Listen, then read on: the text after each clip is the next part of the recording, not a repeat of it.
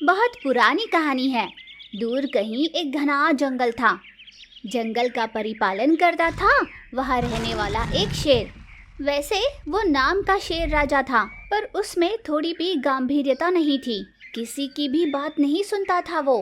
बस उसकी थोड़ी तारीफ कर दो ना तो वो बिना सोचे समझे कोई भी निर्णय ले लेता था। जंगल का हर प्राणी जानता था कि शेर राजा जल्दबाजी में निर्णय लेने में हमेशा आगे रहता है। फिर भी शेर ठहरा राजा। किसी भी प्राणी की इतनी हिम्मत नहीं होती थी कि वो सामने जाकर उससे कोई सवाल कर पाता, पर शेर राजा की पत्नी शेरनी तक ये बातें पहुंचा करती थी। जंगल भर में बातें हो रही है कि शेर राजा जल्दबाजी में निर्णय लेते हैं। सब आपस में बुराई करते रहते हैं। ये ना राजा के लिए और ना ही राज्य के लिए सही है। इससे बाकी क्रूर जानवरों को हम पर हमला करने के लिए आसानी हो जाएगी। मुझे किसी भी तरह शेर राजा से इस बात से अवगत कराना होगा।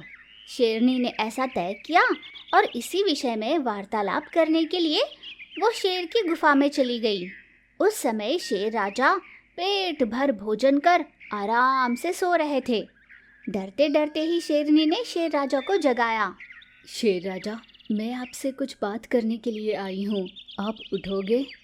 कौन है वो जिसने मुझे नींद से जगाया? कौन है वो दुस्साहस जो मेरी गुफा में चला आया? शेर राजा गुस्से से गुर्रा कर बोला। शेर राजा, मुझे क्षमा करें, मैं आपकी रानी हूँ। दरअसल मुझे आपसे एक महत्वपूर्ण बात करनी है, इसलिए मैं आई हूँ। ऐसा कौन सा महत्वपूर्ण विषय है जो मुझे नहीं पता पर तुम्हें पता है? महाराज, मेरा कहना ध्यान से सुनिएगा। मैंने जंगल वासियों को आपके खिलाफ फुसफुसाते हुए सुना है। हमारी प्रजा को ऐसा लगता है जैसे आप कोई भी निर्णय लेने में जल्दबाजी करते हो। उनका मानना है कि इसी कारण कुछ प्राणियों के साथ अन्याय हुआ है। अगर ये सिलसिला ऐसे ही चलता रहा तो ये अपने राज्य के लिए खतरा साबित हो सकता है। प्रजा की इच्छा के खिलाफ कोई भी महाराज ज़्यादा समय तक राज्य का परिपालन नहीं कर सकता। इसीलिए मैं आपको ये सलाह देने आई हूँ कि आप आज के बाद जो भी निर्णय लें उस विषय में कम से कम 3-4 बार विचार विमर्श जरूर करें। शेरनी की बातें सुनकर शेर को बहुत ज़्यादा ही गुस्सा आ गया। वो झट से उठ खड़ा हुआ और जोर से गर्जना की। उसकी गर्जना से पूरा जंगल दहल गया। आसपास के सभी छोटे प्राणी दूर भाग गए। क्या कहा? मैं जल्दबाजी में निर्णय लेता हूँ और मेरे इस आदत की वजह से मेरी प्रजा को कष्ट भी पहुँचा है? कौन है? किसने कहा ये? अभी के अभी मेरे सामने उसे लाकर खड़ा करो। आज उनका अंत होकर रहेगा। एक राजा के खिलाफ उंगली उठाने की उनकी हिम्मत कैसे हुई? उन्हें जीने का कोई हक नहीं। शेर राजा का गुस्सा देखकर ऐसे लग रहा है जैसे वो किसी न किसी को मार ही डालेंगे। किसी को हानि ना पहुंचे इसके लिए मुझे ही कुछ करना होगा। होने वाले अनहित को पहले से ही रोकने के लिए शेरनी ने होशियारी से काम लेते हुए कहा, शेर राजा, आप इतना क्रोधित मत होइए। जिसने आपके विषय में ऐसे कहा मैंने कब का उसे मार डाला है। अब कोई भी आप पर उंगली उठाने का साहस नहीं कर पाएगा। मैं बस आपसे ये कहने आई थी कि एक बार अपने बर्ताव पर भी ध्यान दीजिएगा। ये तुमने बहुत अच्छा किया। अब कोई ऐसा दुस्साहस नहीं करेगा। जो मुझे अपमानित करेगा वो जीवित नहीं रहेगा। वैसे भी अब से तुम ऐसी बातें मुझसे मत कहा करो। यूँ शेर राजा ने बड़े गुस्से से कहा, पर शेरनी ने ये सोचकर गहरी सांस ली कि फिलहाल के लिए उसने शेर राजा को शांत कर दिया है। फिर कुछ दिनों बाद शेर राजा जंगल में यूं ही टहलने के लिए चला गया। जब शेर राजा चल रहा होता था, उसके सामने कोई प्राणी आ जाए तो वो उसे बिल्कुल अच्छा नहीं लगता था। वो बड़ा गुस्सा हो जाया करता था। और फिर उस दिन उसके रास्ते में आई एक हिरन। शेर राजा ठीक उसके सामने आकर खड़ा हो गया, फिर भी हिरन वहाँ से हिलने के लिए तैयार नहीं थी। शेर राजा का गुस्सा और भी बढ़ गया। उसका पारा चढ़ गया था। आसपास के पेड़ों पर बैठे सभी पंछी भयभीत होकर उड़ जाए, इतने जोर से शेर ने गर्जना कर दी। हिरन एकदम पास से ही इस गर्जना को सुनकर इतनी घबरा गई कि वो वहाँ पर स्तब्ध खड़ी हो गई। फिर भी वहाँ से हिरन हट नहीं रही थी। ये देख शेर ने उस पे हमला करने की सोच अपना पंजा उठाया। ठीक उसी समय बड़ी बड़ी सींग वाला एक सांड आकर शेर राजा को ऐसा करने से रोक लिया। शेर राजा रुक जाइए, ये हिरन अंधी है, इसे नहीं पता कि कहाँ जाए, इसलिए ऐसे खड़ी है। जैसे ही शेर राजा को ये पता चला, उसने पंजा नीचे तो रख लिया, पर हिरन के अंधे होने पर भी शेर राजा को अपने किए पे पछतावा नहीं हुआ। अगर ये अंधी है तो अपने घर से निकली क्यों नहीं चुपचाप घर में रही? यूँ बाहर निकलकर औरों को परेशान करने की क्या जरूरत है? सुनो अंधी हिरन, आज के बाद अगर तुम मुझे फिर से दिखाई दी या मेरा रास्ता काटा तो याद रखना तुम मेरा आहार बन जाओगी। बेचारी अंधी हिरन ने डरते सहमते थरथराते शब्दों में शेर राजा से कहा, ठीक है महाराजा, मैं ऐसी गलती नहीं करूंगी, मुझे माफ कर दीजिए। फिर शेर राजा वहां से चला गया। हिरन, तुम्हें भयभीत होने की जरूरत नहीं है, आगे से ध्यान रखना। चलो, मैं तुम्हें तुम्हारे घर तक छोड़ आता हूँ। फिर सांड ने उस अंधी हिरन की मदद की और उसे घर तक छोड़ाया। ये सब कुछ होते हुए दूर से एक चालाक लोमड़ देख रहा था। मैंने सुना तो था कि शेर राजा बड़े ही गुस्से वाले हैं और जल्दी निर्णय ले लेते हैं, पर ये नहीं जानता था कि पर इनमें मूर्खता इतनी कूट कूट कर भरी है। ऐसे शेर राजा को अपनी बातों की जाल में फंसाकर मैं अपना लाभ तो करवा ही सकता हूँ। कब से मैं इस सांड का मांस खाने के लिए तरस रहा हूँ, लगता है इसके लिए सही मौका मिल ही जाएगा अब मुझे।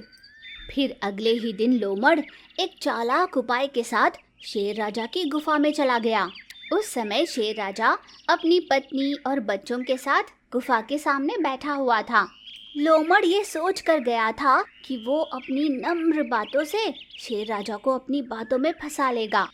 अहो भाग्य मेरे, जो आज मेरा शेर राजा से साक्षात्कार हो रहा है। मेरा जन्म धन्य हो गया। बस मुझे और कुछ नहीं चाहिए। यूं सर झुकाकर लोमड़ ने बड़ा नाटक किया। उसके पत्नी और बच्चों के सामने लोमड़ ने जो शेर राजा की इतनी तारीफ कर दी थी, वो खुशी से फूले नहीं समा रहा था। शेर राजा ने लोमड़ से ऐसे बात करनी शुरू की जैसे वो पहले से ही उसे जानते हैं। अरे लोमड़, तुम आओ, कैसे हो? सब ठीक है ना? शेर राजा को इस तरह बातें करते सुन लोमड़ मन ही मन मुस्कुराने लगा। हाँ शेर राजा, सब कुछ कुशल है। जिस जंगल का राजा आप जैसा शेर हो, भला वहाँ की प्रजा सुखी कैसे नहीं रहेगी। इसीलिए आपका भला चाहने वालों में से सबसे आगे मैं ही होता हूँ। आप इस जंगल के हित के लिए जितना श्रम करते हो ना, मतलबी जानवरों को सहन नहीं होता। वो आपके खिलाफ बुरा प्रचार करते घूमते हैं। उनकी बातें मुझसे सहन नहीं हो पाई शेर राजा, बस यही आपसे कहने आया था मैं। क्या कहा? कोई ऐसा है जो मुझे बर्दाश्त नहीं कर सकता? हाँ, है ना शेर राजा। आपने हाल ही में एक अंधी हिरन को घर पर ही रहने की सलाह दी थी ना, उसी की भलाई की सोचकर। पर एक सांड है जिसने कहा कि शेर राजा बड़ा अहंकारी है। वो ये कहता फिर रहा है कि आपने उस हिरन को धमकी दी कि सामने आने पर उसे मार डालोगे, और आपने उस पर अपना पंजा भी उठाया था, और इसी कारण आपको इस जंगल का राजा बनने का कोई अधिकार नहीं। यही बात सांड सभी प्राणियों से कहता फिर रहा है। मैंने अपने कानों से सुना। भड़क कर शेर राजा ने ना आव देखा ना ताव। बस, मुझे और कुछ कहने की जरूरत नहीं। बताओ वो सांड कहाँ है? आज उसके जीवन का यही आखिरी दिन होगा। रुक जाइए शेर राजा, सांड हमेशा झुंड में आते हैं। आप अकेले उनका सामना नहीं कर पाओगे, और हमारे पास इस बात का प्रमाण भी तो नहीं है कि क्या सांड ने सच में ऐसी कोई बात की भी है या नहीं। मैं आपके आगे हाथ जोड़ती हूँ शेर राजा, आप थोड़ा शांत होकर इस विषय में सोचिए, या फिर सांड को यहाँ पर बुलवा कर शांति से बात कीजिए। क्या मतलब है इसका? उसने मेरा अपमान किया, तुम्हें इस बात की कोई तकलीफ नहीं? तुम उस सांड की तरफदारी कर रही हो? पहले मैं उस सांड को निपटाता हूँ, फिर आकर तुमसे बात करूँगा। चलो लोमड़, बताओ मुझे कहाँ है वो सांड? यूं शेरनी के मना करने पर भी शेर राजा ने उसकी एक न मानी और लोमड़ के साथ वहां से निकल पड़ा। जंगल के एक खुले मैदान में कई सांड साथ में घास चर रहे थे। लोमड़ शेर राजा को उसी मैदान के पास लेकर गया और सांड के उन झुंड में से जिस सांड ने अंधी हिरन की मदद की थी, उसे ढूंढकर शेर को इशारा कर बताया। शेर राजा, वो देखो, वो रहा वो सांड। बड़ी बड़ी सींग वाला, वही तो है जिसने आपका इतना अपमान किया। आपके बारे में अनाप शनाप कहे जा रहा है। शेर की आंखें गुस्से से लाल हो गई।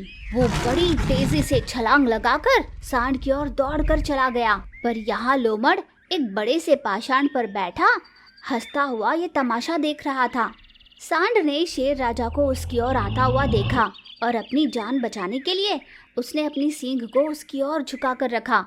और जैसे ही शेर उसके सामने आया, सींग से उछालकर सांड ने उसे दूर फेंक दिया। जब सांड के बाकी सभी साथी सांड ने ये देखा कि शेर सांड पर हमला करने आया है, तो बाकी सभी सांड शेर पर टूट पड़े कि तभी शेरनी अपने बच्चों के साथ गर्जना करती हुई मैदान के पास दौड़ती चली आई।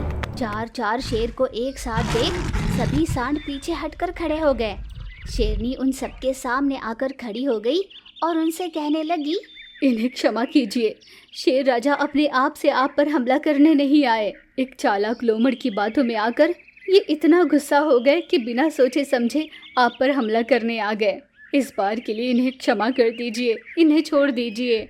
यूं शेरनी ने सर झुकाकर उन सभी से माफी मांगी। तब जाकर सभी सांड शांत हो गए। किसी की भी बात मानकर बिना सोचे समझे इस तरह मुझ पर हमला करना सही नहीं है। इतने गुस्से वाले शेर को इस जंगल का राजा होने का कोई अधिकार नहीं। इस बात में कोई दो राह नहीं है। आज से ही हम आपको राजा के पद के लिए स्वीकार नहीं कर रहे हैं। हम सब मिलकर जल्द ही इस जंगल के लिए एक नए राजा का चुनाव करेंगे। शर्मिंदगी से शेर राजा का सर झुक गया। शेरनी बच्चों और शेर राजा को वहां से ले गई। उस दिन ही शेर राजा को इस बात का एहसास हुआ कि जल्दबाजी से कोई क्या कुछ खो सकता है।